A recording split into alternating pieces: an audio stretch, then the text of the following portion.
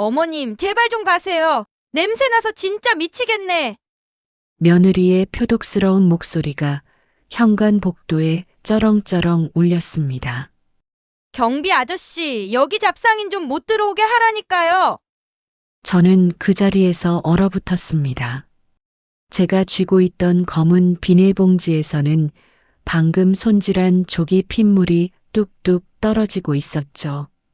그때였습니다. 쾅! 하고 현관문이 닫혔습니다. 곧이어 도어락빅 철컥 소리가 나더니 저는 차가운 복도 바닥에 덩그러니 남겨졌습니다. 그 소리가 마치 제 인생이 쿵 하고 끝나는 소리처럼 들렸습니다. 안녕하세요. 저는 서울 마포구의 낡은 빌라에 사는 73세 김영순입니다. 지금부터 제가 직접 겪은 피가 거꾸로 솟는 이야기를 들려드리겠습니다. 여러분은 겉모습만 보고 사람을 판단하신 적이 있으신가요? 저는 지금 30년 된 낡은 티셔츠에 무릎 나온 몸빼바지를 입고 다닙니다. 동네 사람들은 저를 시장에서 생선 대가리나 치는 돈 없는 억척 할머니로 알고 있습니다.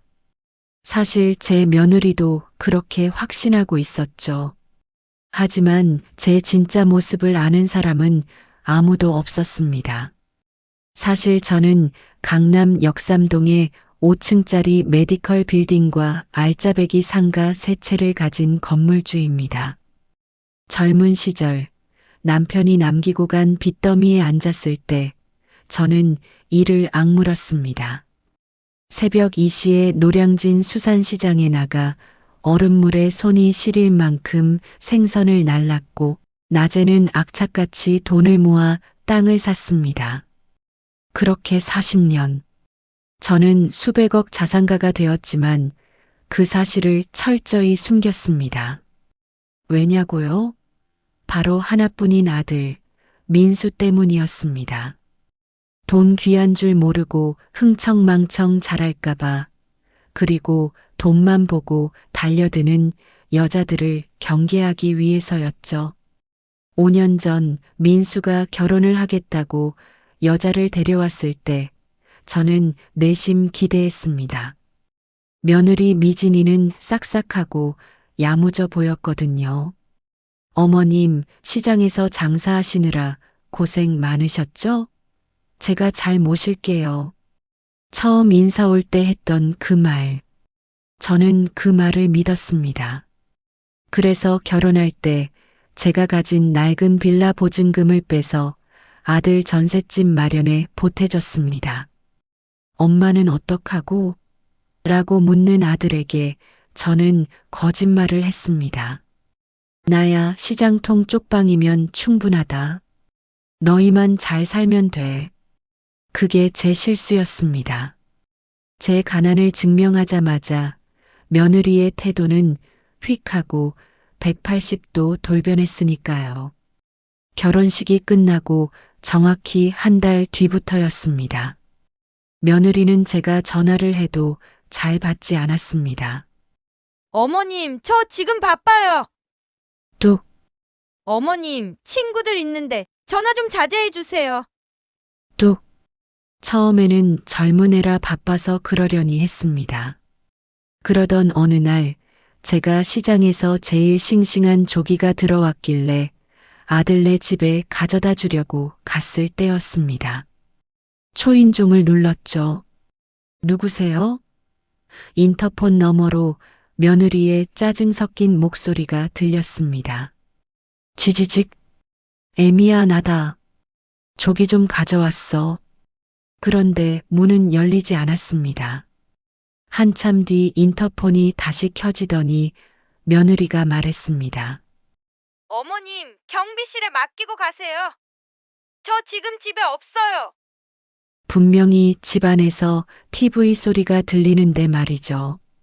저는 알면서도 모른 척 경비실에 생선을 맡기고 돌아섰습니다. 엘리베이터 딩 소리를 듣는데 눈물이 울컥 치받더군요. 내가 내 돈 주고 산 내 아들 집인데 문전박대를 당하다니요. 하지만 이건 시작에 불과했습니다. 명절이 다가왔을 때였습니다. 아들에게 전화가 왔어요. 엄마, 이번 설에는 우리 처가에 먼저 가야 할 것 같아. 미진이가 몸이 좀 안 좋아서. 그래, 많이 아프니? 아니, 그냥 좀 피곤하대. 엄마네는 설 지나고 갈게. 서운했지만 참았습니다. 며느리 몸이 먼저니까요. 그런데 설날 당일 며느리의 SNS를 보고 저는 철렁했습니다. 몸이 안 좋다던 며느리가 친정. 식구들과 함께 해외여행을 가서 수영장에서 칵테일을 마시고 있는 사진이 올라와 있었거든요. 댓글에는 이렇게 적혀 있었습니다. 역시 명절엔 해외 도피가 최고. 시월드 탈출 성공 크크크. 가슴이 철컥 내려앉았습니다. 나를 피하려고 아픈 척 거짓말까지 한 건가? 내가 그렇게 끔찍한가? 그날 밤 저는 잠을 한숨도 못 잤습니다. 다음 날 아들에게 따져 물으려다 관뒀습니다. 아들놈 입장이 난처해질까 봐요. 그렇게 벙어리 냉가슴 앓듯 3년이 흘렀습니다. 그 사이 저는 손주가 태어났다는 소식도 아들을 통해 건너 들었습니다. 산후조리원에도 못 오게 하더군요. 어머님 오시면 산모 스트레스 받아요. 그게 이유였습니다. 결국 저는 손주 얼굴을 사진으로만 봐야 했습니다. 그때마다 마음이 찡하고 저렸습니다. 그러던 어느 날 사건이 터졌습니다. 며느리가 갑자기 프랜차이즈 카페 사업을 하겠다고 나선 겁니다. 아들이 찾아왔습니다. 쭈뼛거리며 말을 꺼내더군요. 엄마, 저기, 미진이가 사업을 좀 하고 싶어 하는데 자금이 좀 부족해서. 그래서 엄마 지금 사시는 그 원룸 보증금 좀 빼주시면 안 될까요? 기가 막혔습니다. 야, 이놈아. 내가 너 장가갈 때 전 재산 털어주고 남은 게 이 3천만 원짜리 전세다. 이거 빼면 나 길바닥에 나앉으라는 거냐? 아니, 미진이 말이 엄마 시골 요양원으로 모시면 된다고. 아들 입에서 요양원 소리가 나올 줄은 꿈에도 몰랐습니다. 제 손끝이 부들부들 떨렸습니다. 내 아들이 나를 고려장 지내겠다는 소리로 들렸습니다. 저는 소리를 질러 아들을 쫓아냈습니다. 그로부터 며칠 뒤 며느리가 직접 저를 찾아왔습니다. 연락 한 번 없던 애가 제 냄새 나는 원룸 문을 쿵쿵 두드리더군요. 문을 열자마자 며느리는 코를 막으며 인상을 찌푸렸습니다. 어우, 어머님. 이런 돼지우리 같은 데서 어떻게 사세요? 냄새 좀 봐. 용건만 말해라. 어머님, 솔직히 말씀드릴게요. 그 돈 쥐고 계셔봤자 뭐 하세요? 죽으면 다 썩어질 거. 자식 잘 되게 쓰는 게 부모 도리 아니에요? 말문이 막혔습니다. 부모 돌이라니요. 제 속에서 부하가 부글부글 끓어올랐습니다. 너 지금 말 다 했냐? 네, 다 했어요. 어머님, 이번 주 내로 방 안 빼시면 저 민수 씨랑 이혼할 거예요. 손주 얼굴 평생 못 보게 할 거라고요. 선택하세요. 돈이에요, 손주예요? 협박이었습니다. 그것도 가장 비열한 협박. 며느리는 제 대답도 듣지 않고 휙 나가버렸습니다. 그 뒷모습을 보며 저는 결심했습니다. 더 이상 참지 않기로요. 저는 장롱 깊숙한 곳에서 낡은 폴더폰을 꺼냈습니다. 딸칵. 그리고 5년 만에 제 자산관리 변호사에게 전화를 걸었습니다. 김 변호사, 나예요. 강남 그 건물 계약건. 내가 직접 나가야겠어. 다음 날이었습니다. 며느리가 그토록 원하던 카페 자리, 강남 메디컬 빌딩 1층 상가 계약 날이었죠. 며느리는 꿈에도 몰랐을 겁니다. 그 건물주가 바로 자기가 돼지우리 산다고 무시했던 시어머니라는 사실을요. 오후 2시 저는 옷장을 열었습니다. 생선 비린내 나는 작업복 대신 30년 전 입었던 고급 정장을 꺼내 입었습니다. 거울 속에 비친 저는 더 이상 시장통 할머니가 아니었습니다. 수천억 자산을 움직이는 회장 김영순이 서 있었죠. 제 어깨가 쫙 펴졌습니다. 부동산 앞에 도착했을 때 유리창 너머로 며느리가 보였습니다. 아주 잔뜩 멋을 부리고 앉아 있더군요. 옆에는 제 못난 아들도 히히덕거리며 앉아 있었습니다. 여보, 이번에 건물주가 진짜 깐깐하대. 면접까지 본다니까 실수하지 마. 걱정 마. 내가 누구야? 나 임미진이야. 노인네들 다루는 건 식은 죽 먹기지. 밖에서 그 소리를 듣는데 헛웃음이 났습니다. 노인네 다루는 게 식은 죽 먹기라. 과연 그럴까요? 저는 심호흡을 한번 하고 부동산 문을 열고 들어갔습니다. 딸랑 종소리와 함께 며느리의 시선이 저를 향했습니다. 그리고 1초 뒤 며느리의 눈동자가 지진이라도 난 것처럼 파르르 흔들리기 시작했습니다. 어머님? 며느리의 눈이 찢어질 듯 커졌습니다. 여기가 어디라고 오셨어요? 혹시 저 미행하셨어요? 돈 달라고 시위하러 오신 거예요? 기가 막히더군요. 그 상황에서도 저를 돈 뜯으러 온 노인네 취급을 하다니요. 며느리가 벌떡 일어나더니 부동산 사장에게 소리쳤습니다. 사장님, 여기 잡상인 출입 금지라면서요. 이 노인네 당장 내보내요. 제가 아주 지긋지긋해서 그래요. 그때였습니다. 부동산 김 사장이 사색이 되어 며느리를 말렸습니다. 최 사장님, 무슨 소리 하시는 겁니까? 이분이 바로 이 건물주 김영순 회장님이십니다. 순간 사무실 안에 정적이 흘렀습니다.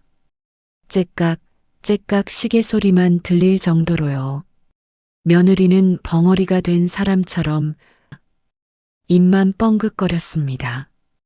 네, 누구라고요? 이 시장통 생선 할머니가. 회장님이라니요?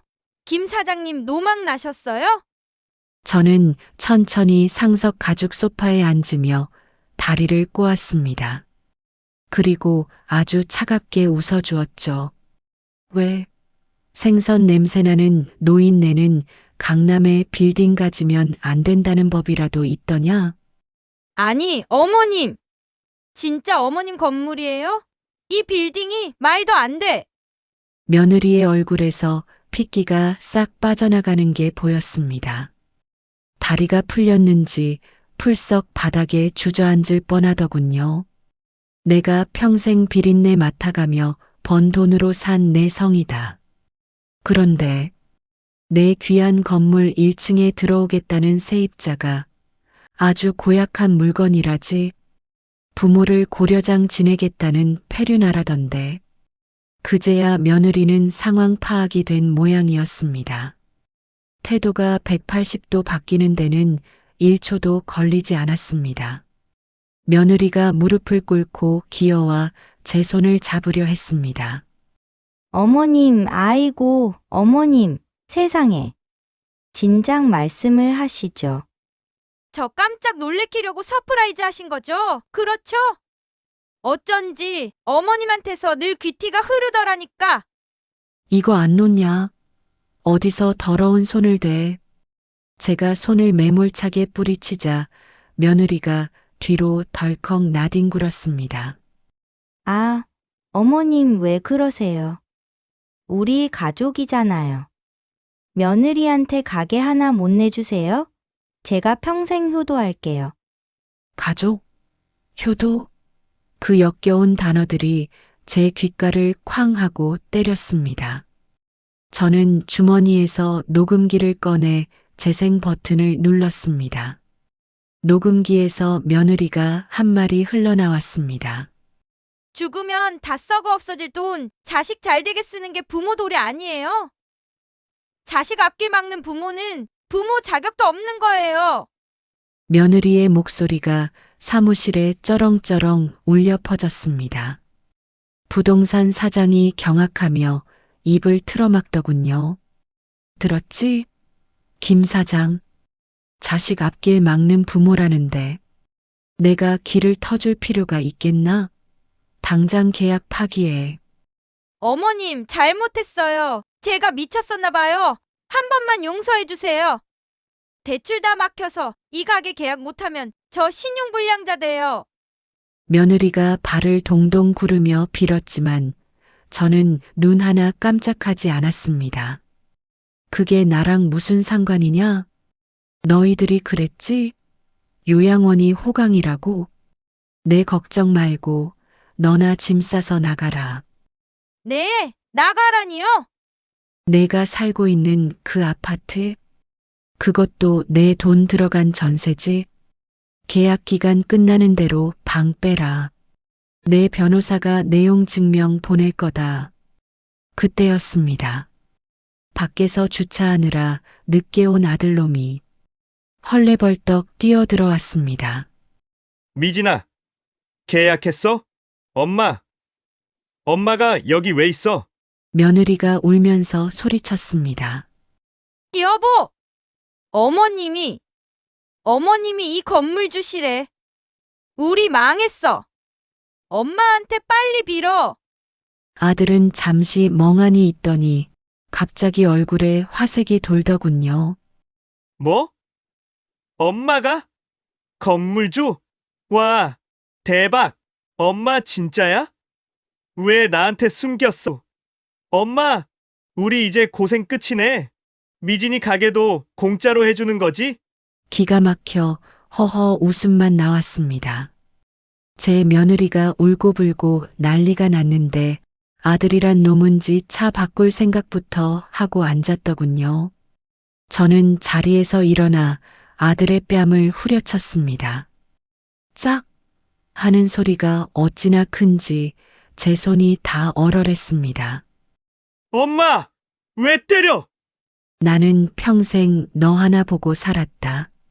내 입에 들어가는 건 아까워도 내 새끼 입에 들어가는 건 안 아까웠어. 그런데 이제 알았다. 내가 키운 건 자식이 아니라 기생충이었구나. 엄마! 말이 너무 심하잖아! 심해? 냄새나는 애미는 싫지만 돈 많은 건물주 애미는 좋으냐? 썩 꺼져라. 내 유산은 사회의 전액. 기부하기로 이미 유언장 공증까지 마쳤다. 너희들한테 줄 거니.